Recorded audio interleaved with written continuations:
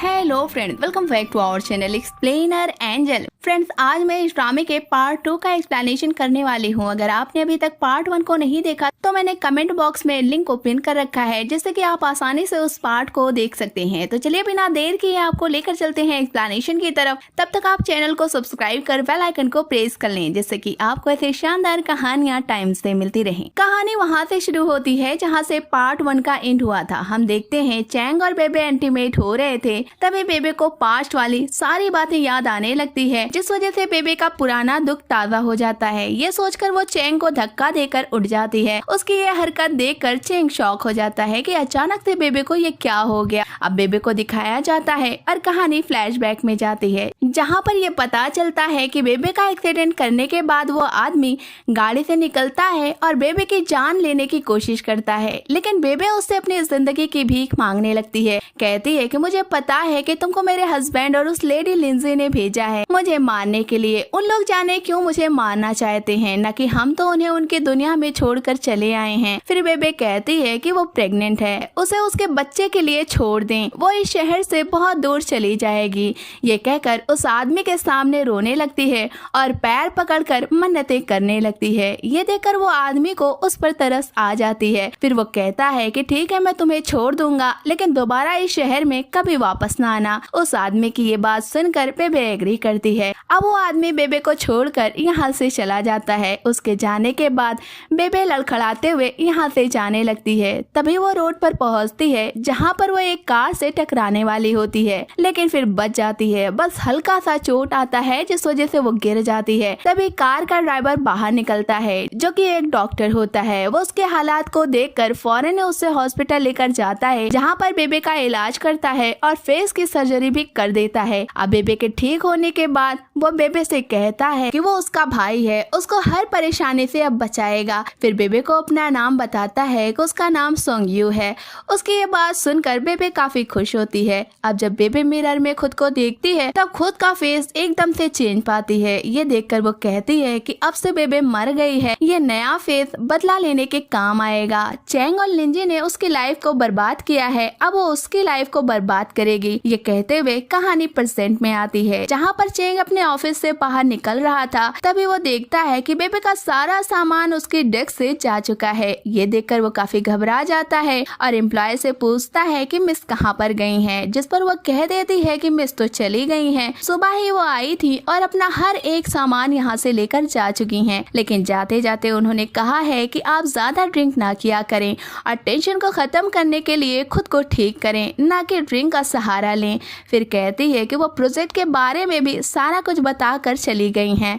उसकी ये केयर और बातें सुनकर चैंग सोचता है कि मिस तुम्हें जाने की क्या जरूरत थी। ये कहते हुए वो अपने ऑफिस में जाता है और फिर मिस के बारे में सोचने लगता है कि ऐसा क्या हुआ कि मिस उससे इंटीमेट होते वक्त अचानक ही उसे धक्का देकर उसके पास से चली गई। फिर सोचने लगता है कि शायद उसका कोई बुरा पास्ट है जो कि उसे याद आ गया होगा। ये सोचकर वो अगेन बेबे को कॉल करता है और कहता है कि वो जॉब पर दोबारा से आ जाए, जिस पर बेबे एग्री करती है, क्योंकि वो भी चाहती थी कि वो इस कंपनी में रहे और चैंग और लिंजी से अपना बदला ले ले। ये सोचकर वो नेक्स्ट डे कंपनी में आ जाती है, जहाँ पर उसे देखकर बाकी एम्प्लॉय कहते हैं कि इसे बॉस ने तो फायर कर दिया था, अगेन ये कैसे यहाँ पर आ गई। जिस पर वो लड़का कहता है कि कोई नॉर्मल एम्प्लॉय ये नहीं है, इसका बॉस के साथ कोई ना कोई कनेक्शन है, तभी वो दोबारा से इसे बुला लाए। लेकिन बेबे को इन सब बातों से कोई भी फर्क नहीं पड़ता। उसे तो बस ये फर्क पड़ता है कि कैसे भी करके वो चैंग और लिंजी से अपना बदला ले ले।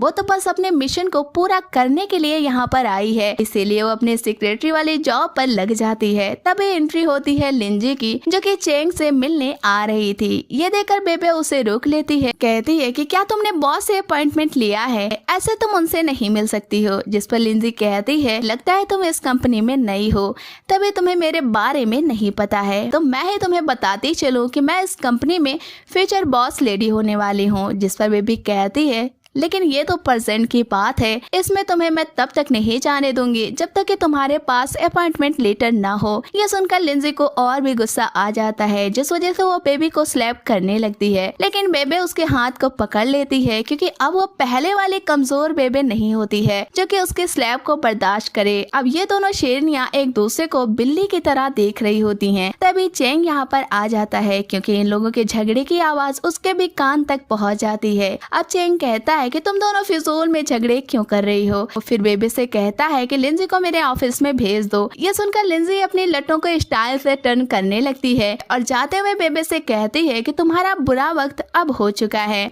बस जिस दिन मैं बॉस बन जाऊंगी उसी दिन तुम्हें तुम्हारे कर्म की सजा जरूर दूंगी। ये कहते हुए बेबे को धक्का मारकर यहाँ से चली जाती है। अब अंदर जाकर चेंग से कहती है कि कैसे बुरी टाइप की सेक्रेटरी को तुमने रख लिया है, कोई भी ढंग का वो काम भी नहीं करती है और ना ही उसका बिहेवियर अच्छा है, तुम उसे फौरन ही फायर कर दो। ये सुनकर चेंग को गुस्सा आ जाता है। वो कहता है कि तुम होती कौन हो मेरी कंपनी में कुछ भी बोलने वाली। मैं क्या कर रहा हूँ और क्या करूँगा तुम्हें इससे कोई भी मतलब नहीं होना चाहिए। अब तुम अपने बारे में बताओ कि यहाँ पर क्यों आई हो। जिस पर लिंजी कहती है कि वो अपने एम्प्लॉय कॉन्ट्रैक्ट को रिन्यू कराने के लिए आई है। ये सुनकर चेंग कहता है कि तुम मेरी कंपनी में बहुत अच्छा काम की हो, लेकिन इस बार हमारी कंपनी से तुमने काफी पैसा निकाल लिया है। तभी चेंग कहता है कि तुम्हें बेबे के बारे में अभी तक कुछ पता चला कि वो कहाँ पर गई है। ये सुनकर लिंजी कहती है कि तुम 6 साल से लगातार उसकी तलाश कर रहे हो, इतने दिन में तो कोई भी होता वो मिल जाता, हो सकता है कि बेबे मर गई हो। ये बात सुनकर चेंग को काफी गुस्सा आ जाता है। वो कहता है कि तुम्हारी हिम्मत कैसे हुई ऐसी बात करने की, तुम तो अपना मुंह बंद ही रखा करो। मुझे यकीन है कि मेरी बेबे जिंदा है और एक दिन वो मुझे मिल भी जाएगी। चेंग की ये बात सुनकर लिंजी कहती है कि उम्मीद तो बहुत कम है, लेकिन अब तुम्हारी जिद तो हमें देखनी ही पड़ेगी। जिस पर चेंग उसे बहुत ही रूड अंदाज में बात करता है, जिस वजह से लिंजी यहाँ से चली जाती है। अब देर रात ऑफिस में बैठे चेंग काम कर रहा था, तभी बेबे उसके पास आती है और कहती है कि मेरे लायक अगर कोई काम हो तो मैं आपकी क्या हेल्प कर सकती हूँ। लेकिन चेंग इनकार कर देता है, कहता है कि यह सब मेरा काम है और तुमने तो अपना काम कर ही लिया है, अब तुम्हें घर जाना चाहिए और आराम करना चाहिए। लेकिन बेबे घर नहीं जाना चाहती थी, वो तो यहाँ पर रुककर चेंग से बातें करना चाहती थी, इसलिए वो बाहर जाकर लाइट को ऑफ कर देती है, जिस वजह से पूरी कंपनी में अंधेरा हो जाता है और चेंग के भी ऑफिस में काफी अंधेरा हो जाता है। और यही हमें पता चलता है कि चेंग को अंधेरे से बहुत ही डर लगता है और ये बात बेबे को अच्छे से पता होती है, इसलिए वो टॉर्च लेकर चेंग के ऑफिस में पहुंच जाती है। ये देखकर चेंग को थोड़ा सा सुकून मिलता है। वो फौरन उसे गले से लगा लेता है और कहने लगता है कि अंधेरे में वो उसे छोड़कर ना जाए, क्योंकि वो अंधेरे से बहुत ही डरता है। उसकी ये बात सुनकर बेबे सोचने लगती है कि 6 साल बीत गया है, फिर भी आज भी ये ऐसा ही है, आज भी इसे अंधेरे से डर लगता है। ये सोचकर वो उसे टाइट हक करते हुए फ्लैशबैक में जाती है, जहाँ पर चेंग को अंधेरे से बहुत ही डर लगता था। तब बेबे ही उसका ख्याल रखती थी, हर वक्त उसे अपनी नजरों के सामने रखा करती थी। ये सोचते हुए बेबे प्रेजेंट में आती है, चेंग के बैग पर थपकी लगाते हुए कहती है कि डरने की कोई जरूरत नहीं है, जल्द ही लाइट आ जाएगी। और तभी लाइट आ जाती है। ये दोनों फौरन ही अलग हो जाते हैं। अब चेंग कहता है कि तुम बहुत थक गई होगी, अब तुम जा सकती हो, मुझे बस थोड़ा सा काम है, ये करके मैं भी चला जाऊंगा। चेंग की ये बात सुनकर बेबे जाने लगती है। तभी चेंग बेबे को रोककर पूछता है, तुमको कैसे पता था कि मुझे अंधेरे से डर लगता है?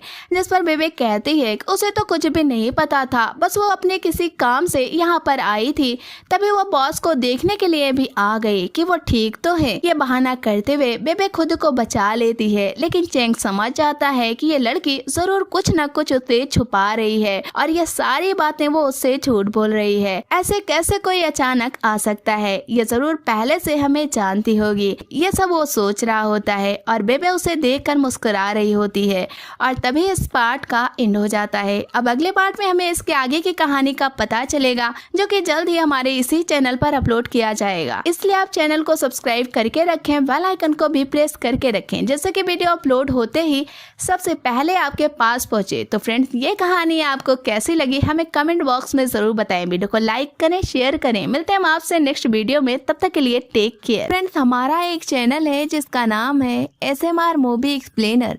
इस चैनल पर हम बॉलीवुड की न्यू मूवीज और सीरीज का एक्सप्लेनेशन सबसे पहले करते हैं।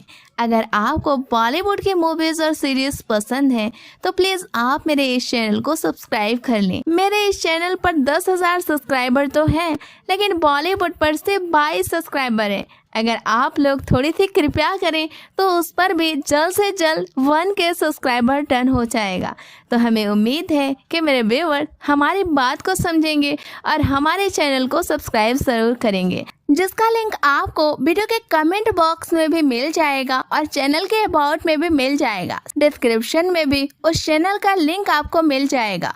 तो मुझे यकीन है कि आप लोग मेरे इस बात को समझेंगे और आप लोग अपने सपोर्ट और साथ और प्यार से उस चैनल को भी जल्द से जल्द 1K कंप्लीट करा ही देंगे। तो आप सबसे बात करके बहुत ही अच्छा लगता है और आगे भी हमारी इसी तरह कम्युनिकेशन चलती रहेगी और आप लोग हमारी बात को समझे और हम आपकी बात को समझते रहेंगे। बस इतना ही हमें आप सबसे कहना था। अब आप सबकी क्या राय है, आप लोग हमें कमेंट बॉक्स में जरूर बताइएगा।